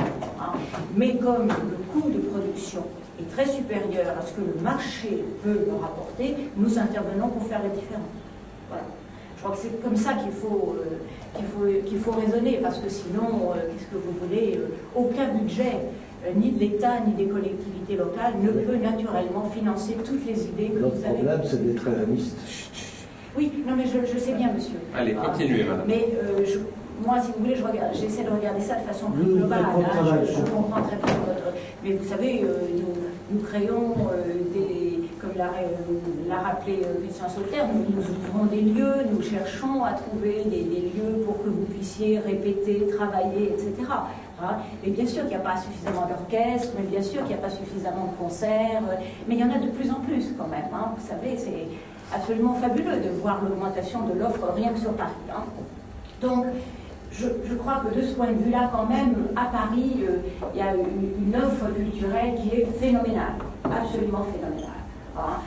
Donc, des gens comme vous, qui avaient de l'ambition, de la volonté, qui avaient un métier, j'espère que vous trouverez un lieu qui corresponde à vos envies, mais je crois qu'il faut d'abord se dire dans quel système de production je m'inscris. Et c'est là le point commun entre vous tous. Il faut une production, il faut une diffusion. Quand vous dites qu'il n'y a qu'à créer des coopératives, ça coûte pas cher.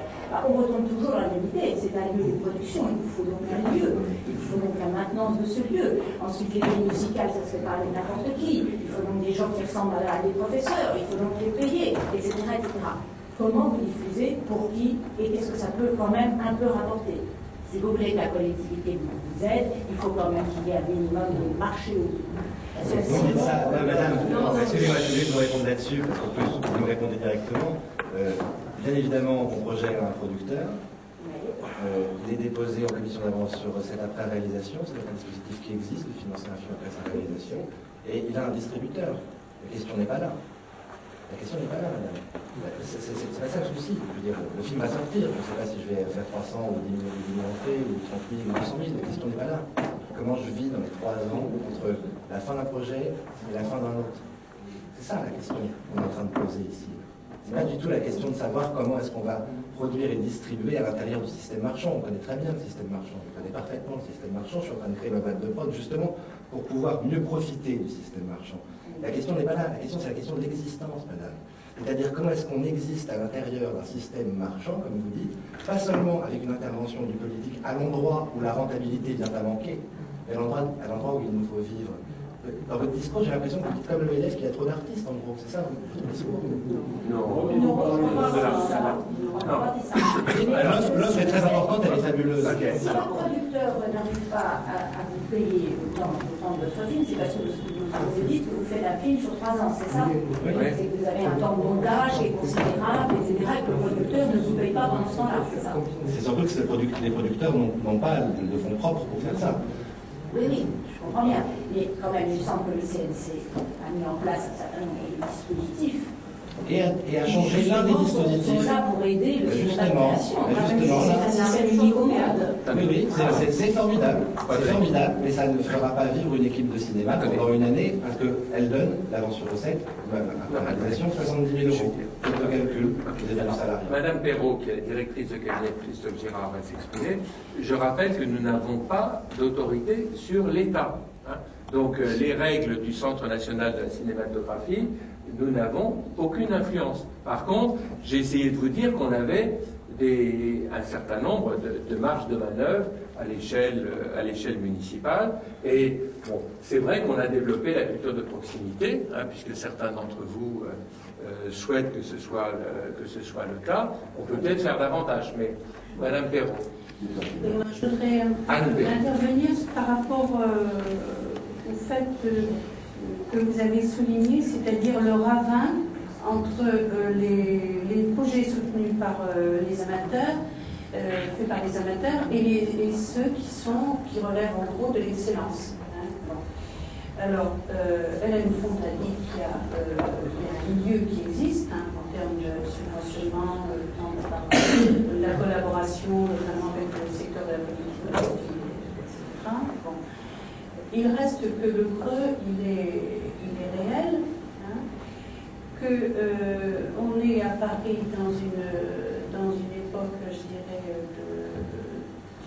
d'inflexion de notre action.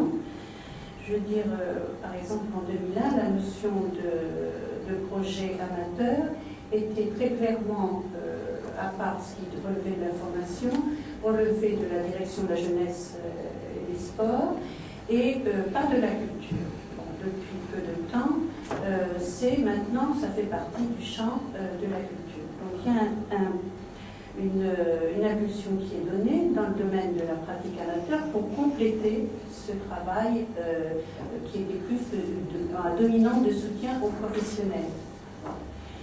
Alors, il y a une maison des pratiques amateurs qui a été créée et qui aide d'ailleurs des projets d'artistes professionnels, parce que quand on dit soutien aux pratiques amateurs, c'est accompagné par une pratique professionnelle qui tire les associations de danse, de théâtre et tout vers le haut.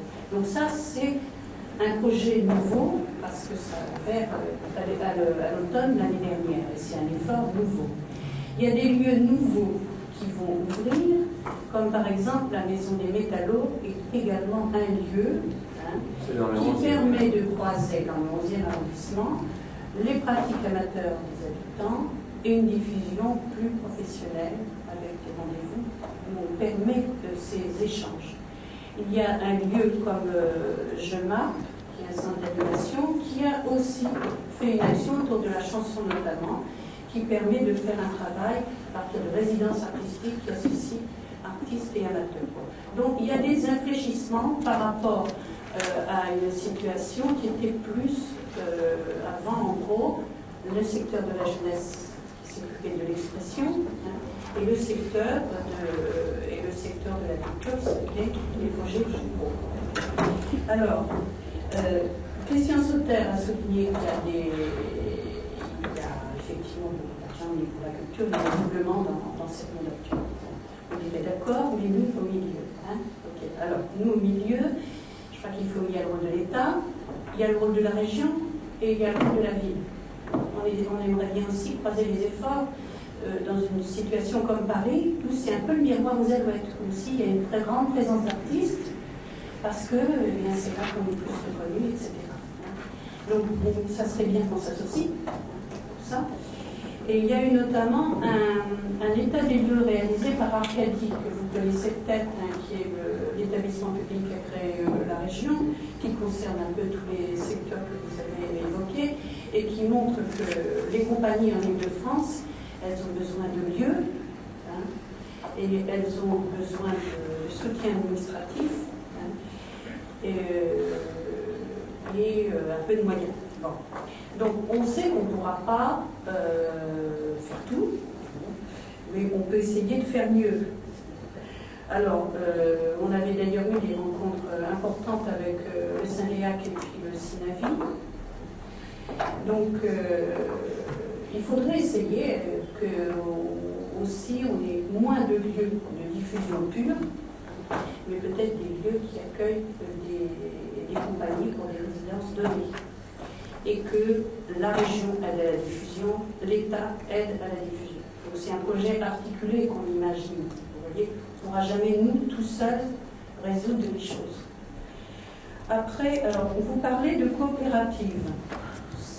Ça peut être une bonne idée, une coopérative qui s'est créée de rue et de sexe pour favoriser la diffusion à Paris de productions liées notamment en région.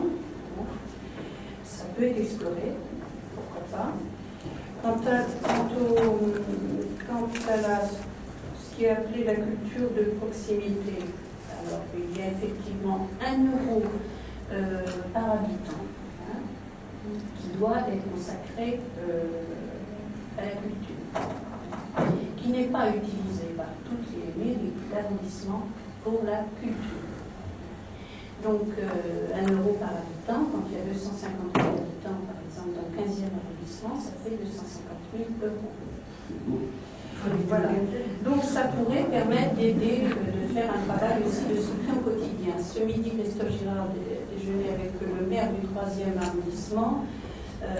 Il souhaite qu'après ce qu'on a fait dans cette mandature, on mette en place des collectifs de consultation locaux, mais qui ne tombent pas dans le clientélisme aussi. Voilà. Avec des commissions qui peuvent être présidées par un élu d'arrondissement ou l'adjoint à la culture d'arrondissement, avec des personnalités et qui permettent d'aider des projets qu'on ne peut pas avoir forcément au niveau central dans une ville comme Paris. Donc ça, c'est une piste aussi. Piste qui a permis, par exemple, quand dans le 18e, ils ont un travail qui est effectivement un travail impulsé par l'adjoint de la culture du 18e arrondissement, où là, le maire d'arrondissement donne les moyens, c'est-à-dire 1 euro par habitant, a permis, par exemple, qu'il y ait un travail dans les kiosques. C'est 11 décibels, ce qu'a annoncé Madame Fournier. Donc là, je dirais, interpeller les arrondissements, c'est aussi, alors vous allez dire, on a beaucoup de choses à faire, on ne peut pas faire ça, vous avez tous décrit votre travail au quotidien, mais il faut savoir quand même qu'il y a une piste, que chaque arrondissement a cette possibilité que Christophe Girard souhaite soutenir sans tomber dans le clientélisme. Et là, je voulais parler aussi de la commission des aides au projet qu'on a mis en place avec cette commission d'évaluation annuelle Hélène. Donc c'est une commission dans laquelle, parce que beaucoup se posaient la question, en particulier les syndicats de professionnels et d'artistes, ils disaient, mais comment vous décidez l'attribution de subventions? Vous nous dites qu'il y a des millions, machin, comment ça va, où ça va? Bon. Alors on leur a tout déballé, on leur a montré comment ça fonctionnait, et il y a une commission d'évaluation annuelle présidée par l'adjoint à la culture, dans laquelle la direction des affaires culturelles présente les aides, ce qu'on appelle les aides au projet. Et dans cette commission siègent des représentants des arrondissements et des syndicats d'artistes. Donc actuellement le Sinavi et puis le Saint-Léac. La commission des aides au projet. Oui, commission d'évaluation des aides au projet. Ce qui permet d'avoir un bilan critique. Et la dernière fois, ils nous ont dit, c'est bien, mais dans le thème de l'émergence, vous pourriez mieux faire. Voilà. Et on se revoit bientôt et on discute du thème de l'émergence. Où est-ce qu'on trouve ça, cette commission? Elle est réunie, donc ça c'est... Vous allez voir, c'est peut-être compliqué. vous allez voir l'adjoint à la culture de l'arrondissement qui fait monter les projets. Là, ça, c'est la commission centrale. Il y a une commission centrale. Ouais. Oui, mais comment est-ce qu'on dépose des dossiers? Parce que les dossiers sont gérés de la même façon, ils sont adressés à Paris, ils sont adressés. Là, la commission dont parle à gros, c'est une commission centrale qui nous met, si vous voulez, en présence des professionnels et nous discutons. Centrale, c'est Paris. Oui, c'est ça. D'accord. Non, parce que ça pourrait être autre chose. Les élus, les professionnels du métier et nous, et tout simplement, on présente nos résultats et ils nous disent si on a bien travaillé ou pas. Voilà, ça s'appelle une évaluation. Voilà. Pour en revenir par exemple pour le film, moi je suis dans le 18e, cette association, je connais très bien les membres, j'ai fait le festival Jazz Nomade. On est super là. Ouais. Oui. Mais c'est pas, enfin c'est super, mais moi j'ai fait par exemple ce festival Jazz Nomade, mais je jouais avec leur chichat, tête d'affiche. Vous voyez ce que je veux dire? C'est pas. Et je suis hérémiste. Vous parlez de diffuseur, moi je suis producteur indépendant. J'ai un album là, qui vient de sortir qui est distribué par Direct Universal. Je joue au Parc Floral de Paris. Je suis hérémiste. Vous voyez ce que je veux dire? Mais en fait, le problème que vous disiez, oui, effectivement, à Paris, il y a de plus en plus d'endroits pour jouer. Mais ce qu'il y a, c'est qu'il y a vraiment un fossé entre, par exemple, des anonymes comme nous, enfin, entre guillemets, on est professionnels quand même pour certains, comme monsieur, qui est connu dans le monde entier. Il y a un fossé, quoi. Parce que les endroits qu'il y a, c'est pour remplir Soldat Bercy en 3 jours. Et ça n'a rien à voir. Écoutez déjà, rien que vous parlez dans des décibels, je les connais très bien, je travaille avec eux. C'est super. Mais nous, si vous voulez, on est là parce qu'on n'a plus assez de contrats chez, par exemple, des trucs comme en décibels. Voilà, si je joue tous les jours voilà, pour le festival Jazz Nomade, il n'y a aucun problème, je ne suis pas en train de vous parler. Donc c'est ça la réalité, parce que là on parle de truc, non, il y a du fric dans la musique, il n'y en a jamais eu autant. Mais il y a un fossé maintenant, vraiment, c'est incroyable, quoi. Il en va de même pour l'audiovisuel, madame. Il y a beaucoup d'argent pour l'audiovisuel. Seulement l'argent pour l'audiovisuel n'est pas accessible aux personnes qui ont l'habilité pour produire de l'audiovisuel. Je parle autant du cinéma que de la télévision, que de l'animation. Il y a un fossé énorme, et c'est ce fossé énorme que nous voudrions, nous, pouvoir franchir d'une manière ou d'une autre en créant les ponts dont Stéphane parle. Je veux dire, la situation réelle que vous connaissez, que nous connaissons aussi, parce que même si nous la voyons d'une autre perspective, le fait qu'on ne puisse pas arriver aussi près qu'on le voudrait des structures dont vous parlez, nous interdit de fait de pouvoir produire de la manière dont un professionnel qui a accès aux télévisions publiques, qui a accès au CNC, qui a accès à des tas de mécanismes qui sont là, qui existent et qui fonctionnent, eux peuvent faire leur travail comme on pourrait nous aussi le faire, mais qu'on n'a pas accès. Le problème, on va peut-être la question que vous posez qui est très vaste, c'est que l'industrie culturelle est riche et l'artisanat culturel est pauvre. Hein, et vous demandez qu'est-ce qu'on fait entre les deux, ce qui est une vaste question. Alors peut-être un petit éclairage, peut-être un petit éclairage social. Delphine, c'est Delphine qui voilà, oui, Delphine, simplement pour dire que vous êtes porteur de problématiques communes à beaucoup de personnes qui sont contraintes de passer par la case RMI plus souvent qu'ils ne le souhaiteraient bien évidemment. Ça va au-delà de nos situations propres. Et c'est aussi, nous, la dimension qui nous intéresse, puisque vous êtes, si on compte les personnes qui sont dans les arts, les spectacles et dans le domaine de la communication, ça doit concerner au moins 10 000 personnes au RMI, rien qu'à Paris. C'est quand même considérable. Et donc on voit bien l'effet pervers de la manière dont est organisée la production et la place de l'artiste dans ce pays, c'est vrai. En même temps, le RMI, c'est un ultime filet de sécurité. Et c'est vrai que vous êtes dans une situation très particulière, comme vous l'expliquez, parce que finalement, on se dit peut-être qu'il faut mieux organiser la rencontre entre l'offre et la demande, et moi je m'aperçois, à vous entendre, que de l'activité professionnelle, vous en avez, des projets, vous en avez. Le problème, c'est la rémunération qui cloche. Hein. c'est vrai qu'on l'a ressenti douloureusement parce que à partir du moment où l'intermittence, les conditions d'indemnisation de l'intermittence ont été restreintes, on a vu le basculement en 2005-2006 énorme du côté du RMI. Alors on sait que vous faites des allers-retours parfois dans le RMI, bien évidemment, mais et c'est vrai qu'on n'est pas forcément on n'est pas outillé pour pouvoir répondre à des besoins dont vous faites état et qui sont légitimes, aussi de pouvoir s'assumer sur le plan de payer le loyer aussi et assurer leur mère. Bon, moi je ne vais pas vous dire qu'on va vous donner des réponses miraculeuses comme ça, mais c'est déjà intéressant d'avoir l'échange et on débute une démarche de dialogue sur ce plan. Ce qui est vrai, c'est que sachez quand même que quand on est arrivé, enfin fin 2001, il y avait environ 40 000 personnes au RMI à Paris. Et on est passé à le pic. C'était 62 500. Vous voyez déjà, en 5 ans pratiquement. Ça a été énorme. Là, on commence à avoir une petite chute modeste, très modeste des effectifs. Voilà, donc c'est vrai que votre problématique, elle est plus nationale que locale, parce que c'est quand même le cœur de la question de l'intermittence et de comment on répond. Et puis elle est aussi dans les pratiques scandaleuses des sociétés de télévision et autres.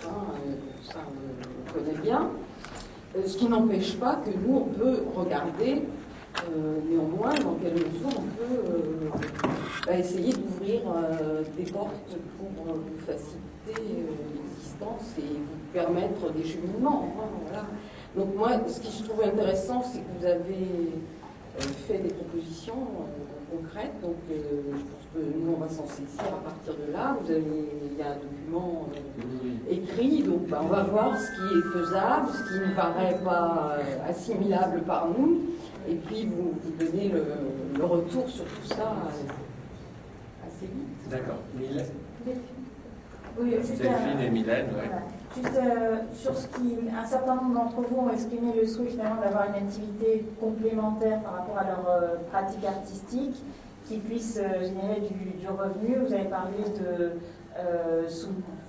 voilà, éducation à l'image, encadrement de pratiques amateurs, etc. Ça, c'est, je dirais, la chose la plus facile peut-être pour nous à mettre en œuvre. Former, constituer des équipes de médiateurs culturels à partir des contrats aidés que de toute façon on a prévu de mettre en place. On a un volume de contrats aidés, on peut tout à fait travailler sur cette question de médiateurs culturels. On a par exemple Emmaüs qui nous a sollicité, qui nous a dit voilà, toutes nos personnes qui sont accueillies dans nos centres d'hébergement, etc., sont totalement coupées de la culture, tant pour la pratique que pour la fréquentation de l'offre culturelle parisienne qui est pourtant très riche. On peut tout à fait travailler sur cette question. Alors après se pose la délicate question des conditions de cumul entre cette activité complémentaire et le RMI. Donc ça c'est une question qui est posée au niveau national et sur laquelle en tout cas est en train de travailler aujourd'hui.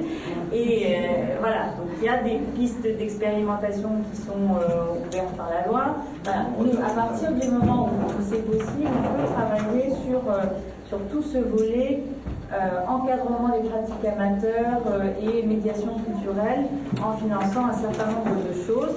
Évidemment, ce n'est pas à la hauteur des 10 000, de l'emploi des 10 000 artistes animateurs du RMI, mais ça peut en tout cas répondre à une partie de la demande.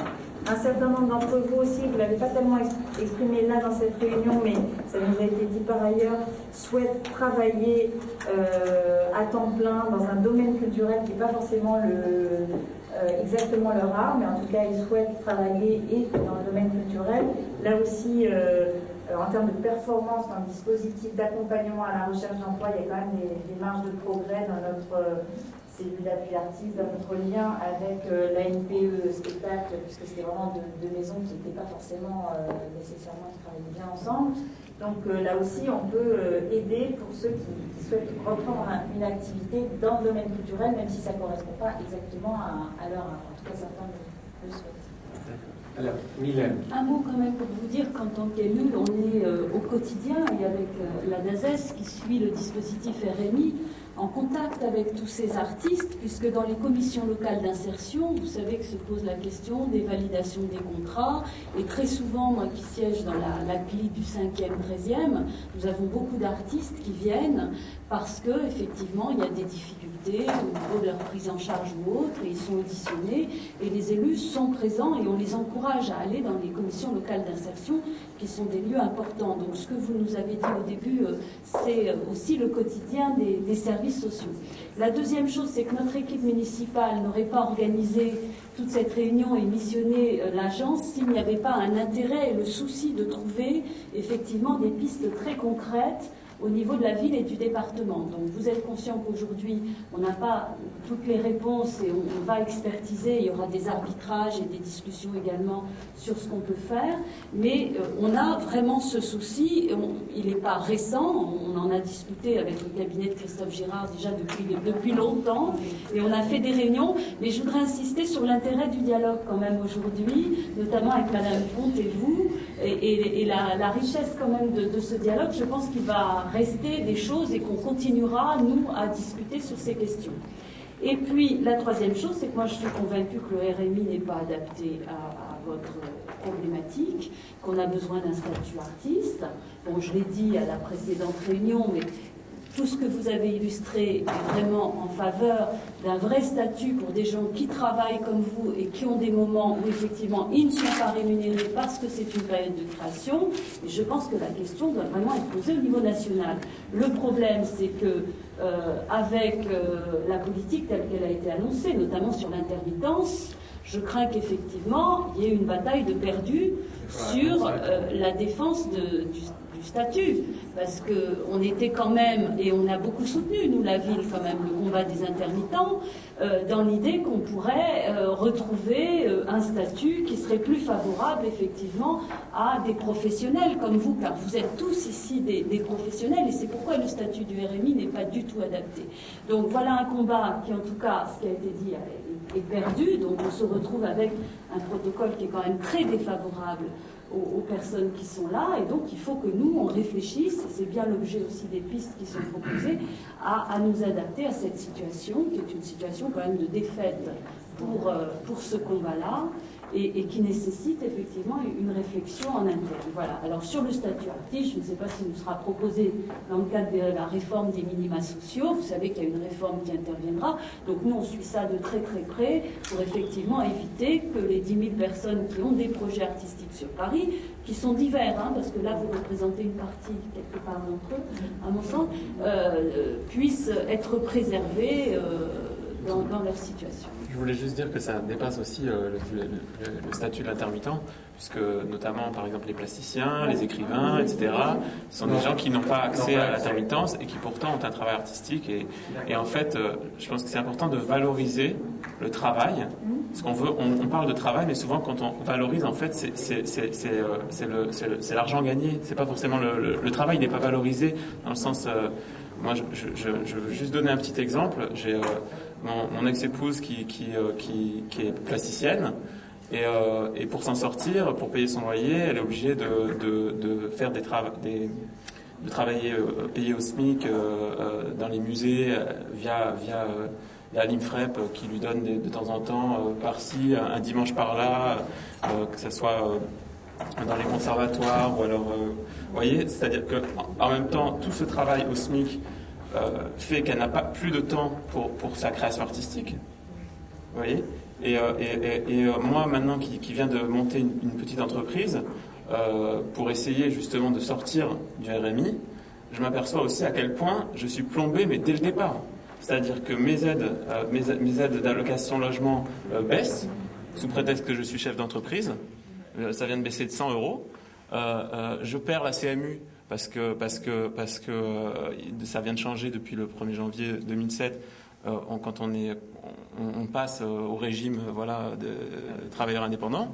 Et c'est terrible parce que même quand j'ai fait les deux solutions, c'est-à-dire j'ai déjà essayé de retravailler, j'étais salarié, mais à ce moment-là je me disais mais je travaille pour combien d'euros de différence par mois en fait, parce que j'étais à mi-temps en plus, Aujourd'hui, vous avez la carte orange qui est remboursée à 100% pour les allocataires du RMI. Et c'est important de le dire quand même parce que quand on arrive et qu'on monte un projet, je monte une entreprise, je m'aperçois de toutes les charges que j'ai à payer, que mes allocations baissent et que pour autant mes revenus n'augmentent pas parce que je suis au début de mon activité. C'est là où je me dis qu'on aurait besoin vraiment d'un soutien, mais personnalisé. Et pas seulement sur des associations. D'ailleurs, pour une raison aussi, c'est que tout le monde n'est pas... Madame s'exprime. Non, mais c'est vrai que... Je vais dire 3 mots, puis il faut qu'on arrête à un moment. Hein. Alors, allez-y, madame. C'est juste au sujet des mairies qui ont le pouvoir. Moi, je pense que les mairies d'arrondissement n'ont pas du pouvoir. Je suis allée voir la chargée de la culture du 12e, lui proposant des services en tant que professionnel. Je lui ai filmé le 12e parce que c'est extraordinaire, magnifique. J'ai filmé pendant qu'il a neigé l'année dernière. J'ai dit, il faudrait que je collabore. Voilà, qu'est-ce qui se passe? Non, elle n'a pas le pouvoir de répondre. Si, elle avait le pouvoir de répondre. Paris. Elle m'a dit, passez-moi votre CV. Elle a pris mon CV, elle l'a envoyé ici à la mairie de la culture, ici. Et vous n'avez pas eu de réponse? J'ai jamais eu de réponse. Bon. Jamais. Ok. Voilà, concrètement, ce qui se passe. Allez-y, une phrase. Ce matin, je suis allée voir mon assistante sociale et dans son bureau, il y avait un énorme affiche. La culture est un luxe. Partageons-la. Le commencement, commençons par le commencement, c'est la pensée politique, bien évidemment, où tout commence. La culture est un droit. Appliquons-la. La campagne présidentielle est terminée. Hein. Mais nous sommes quand même toujours... Oui, mais chère madame, vous souhaitez des solutions concrètes et nous souhaitons, dans la mesure de nos capacités, apporter des solutions concrètes. Donc, ce que je propose, mais là je me tourne vers les services, vous avez fait un rapport, je propose que d'ici l'été, on vous réponde, c'est-à-dire que sur une feuille à l'italienne, à gauche il y a votre proposition et à droite il y a ça dépend de l'État, ça on peut faire ci, ça on peut faire ça. Est-ce qu'on est prêt à faire ceci? Bon, et vous êtes prêt, chef de file? Parfait. Donc, la direction des affaires culturelles, avec l'appui de la DAZES et l'appui de la direction de développement économique et de l'emploi, va d'abord respecter votre rapport, parce que, comme le disait monsieur le violoncelliste, vous avez bossé gratuitement, c'est du travail non rémunéré, il mérite ce respect. Donc ça, c'est une première chose.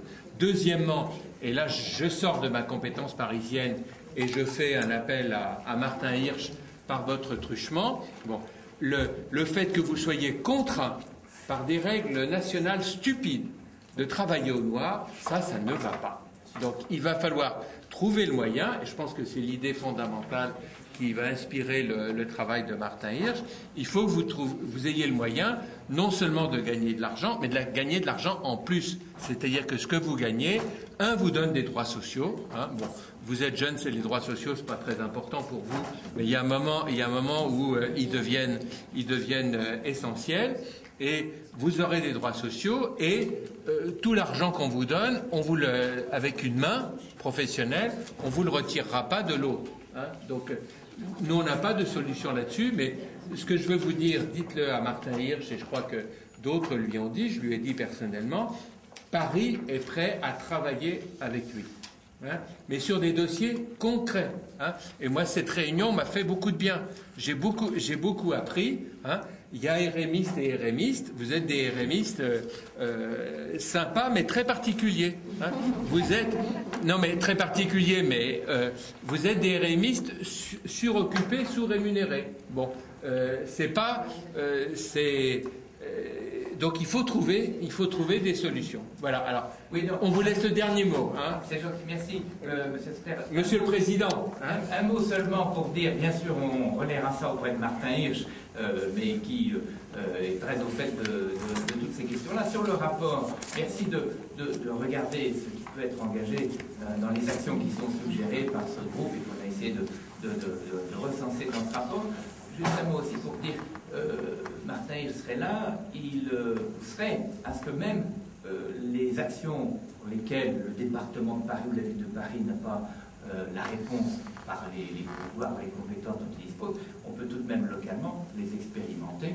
C'est un peu tout l'esprit de beaucoup des rédaction de ce rapport, les expérimenter localement pour voir si elles sont effectivement positives, si elles ont un impact positif, et si derrière il y a lieu, pourquoi pas, les généraliser ou à nouveau de les faire remonter aux législateurs pour qu'ils en généralisent le dispositif. Non, là-dessus, on est tout à fait prêt. On est tout à fait prêt à expérimenter. Bon, on n'a pas eu de trop bons rapports avec l'État jusqu'à présent, parce qu'il nous a demandé d'expérimenter des tas de trucs sans nous donner un rond. Mais je connais Martin Hirsch, qui est un homme d'une extrême qualité. Ça va changer. Hein. Donc, je l'espère. Donc, nous sommes prêts. Si l'État arrive à une démarche d'expérimentation qui est vraiment le contraire de sa culture, si l'État monte des expérimentations, nous on est volontaires pour dans le domaine culturel, mais peut-être aussi dans d'autres domaines. Tu veux dire quelque chose? Non, tu l'as fort bien dit. Je l'ai fort bien dit. Bon, alors, certaines expérimentations proposées sont fort peu coûteuses. Mais c'est pas une question. Même entrer dans les budgets déjà existants. C'est ça aussi qu'on a essayé de travailler dans cette perspective. Oui, mais attendez. Bon, je veux dire. Bon, ce que je voulais dire simplement, c'est que souvent on quand on expérimente des choses avec l'État, c'est qu'au bout d'un moment, il dit oh bah oui, finalement, ça tourne bien. Quand vous le faites, c'est mieux. Ouais. Donc, vous n'avez plus besoin de nous. Donc c'est pas. Non, mais... C'est là où c'est vrai que chat échaudé craint l'eau froide, mais voilà. Mais on est plein d'espoir. Oui. Martin Hirsch, c'est de l'eau chaude. Allez. Bon. Ça va? Merci. Bon, bah écoutez, merci d'avoir fait ce film. Donc, Delphine, vous voulez bien voir la Jean-Baptiste est ton collaborateur, mais il y a ce qu'on répond. Parce que là, on prend des résolutions.